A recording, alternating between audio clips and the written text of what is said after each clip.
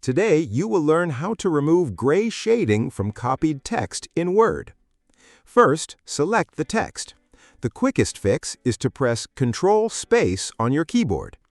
Second method is to go to the Home tab, click Text Highlight Color, and choose No Color.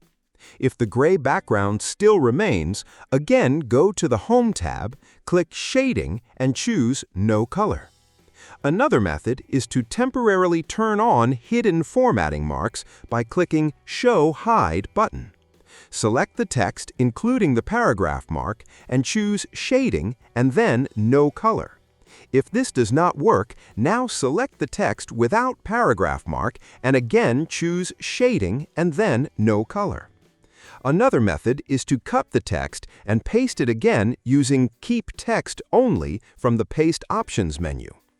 Another easy method is to paste the copied text into Notepad first, then copy it from Notepad and paste it back into Word.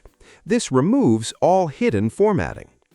If the gray shading is only showing on your screen and not actually part of the document, go to File, Options, Advanced, scroll to Show Document Content, and change Field Shading from Always to Never. One of these methods will remove the gray shading and give you clean text. If this video helped you, please like and subscribe.